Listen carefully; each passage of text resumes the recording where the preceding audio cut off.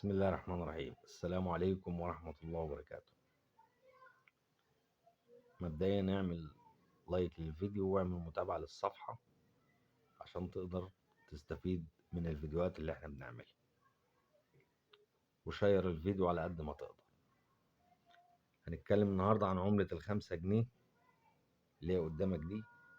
في 5 جنيه نادرة، دي اللي انطبع منها عدد قليل، ودي مش موجود منها كتير، ودي بيوصل سعرها لغاية 5000 جنيه.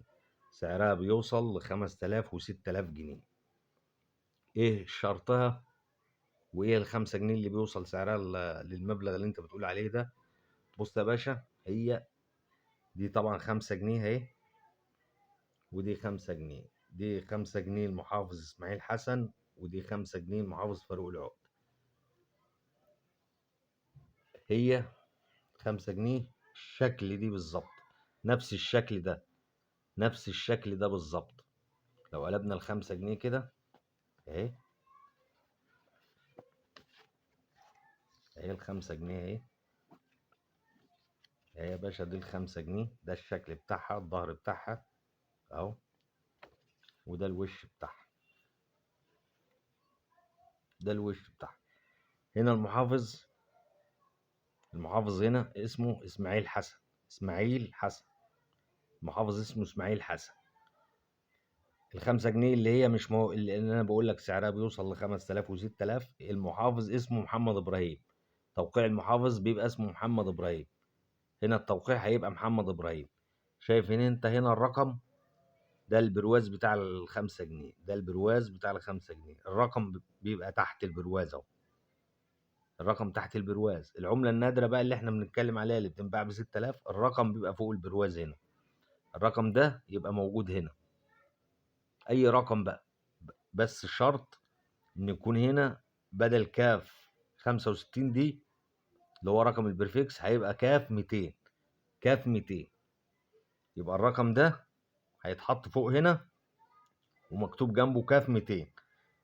دي ال5 جنيه اللي بيوصل سعرها ل5000 و6000. شرطها ان المحافظ يكون محمد ابراهيم، والشرط التاني ان الرقم يبقى فوق البرواز، ورقم البريفكس بيبقى 200. دي عملة نادرة ومش موجود منها الا عدد قليل. لو معاك العملة دي هتقدر تبيعها ب6000 جنيه، هتقدر تبيعها ب6000 جنيه. وأماكن البيع والشراء معروفة، أماكن البيع والشراء معروفة. الأسواق الحرة اللي موجودة في كل المحافظات، سوق ديانة في القاهرة،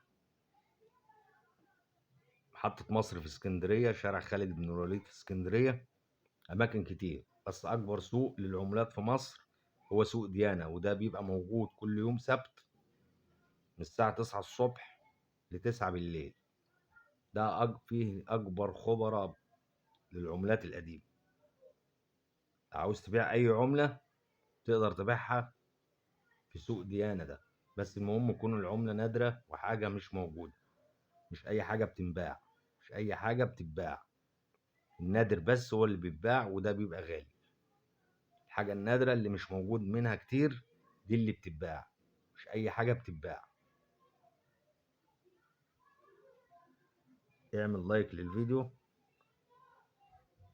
واعمل متابعة للصفحة.